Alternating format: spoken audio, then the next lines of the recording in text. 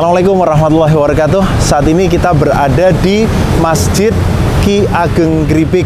Nah, Masjid Ki Ageng Gripik ini walaupun bukan masjid pertama atau masjid tertua di Kota Malang, namun masjid ini syarat dengan sejarah. Sebab apa?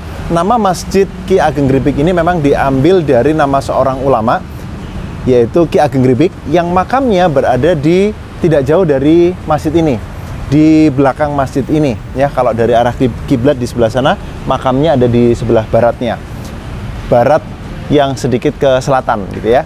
Nah, kemudian kalau kita mengenang sejarah dari Ki Ageng Gripik sendiri, Ki Ageng Gripik ini adalah sosok ulama yang beliau dikirim oleh Kesultanan Mataram, yaitu oleh Sultan Agung Hanyokrokusumo untuk berdakwah di wilayah Pasuruan. Nah, wilayah Pasuruan itu termasuk di dalamnya adalah Pasuruan, Malang, dan Probolinggo. Oleh karena itu kita mengetahui ya bahwasanya sekarang Malang, Probolinggo, dan Pasuruan ini merupakan satu karesidenan.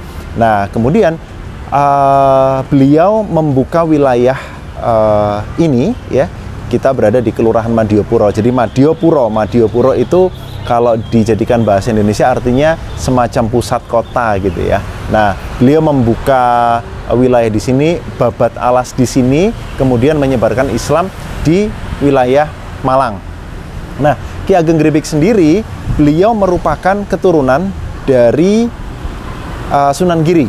Artinya beliau memiliki nasab sampai ke Sunan Giri, dan uniknya keturunan kemudian murid-murid Sunan Giri ini mereka dekat dengan kekuasaan. Artinya mereka berdakwah kepada kalangan pejabat, mereka berdakwah kepada kalangan raja dan orang-orang penting, tokoh-tokoh penting di sebuah wilayah. Maka tidak mengherankan jika di makam Ki Ageng Gripik itu juga ada komplek makam gubernur, wali kota, bupati dari wilayah Malang dan juga sekitarnya. Nah, berkaca dari perjuangan seorang Ki Ageng Gripik yang membuka dakwah di wilayah Madiopuro, di wilayah Malang, kita tentunya juga mengetahui bahwasanya sekarang Malang ini dijuluki sebagai kota pendidikan.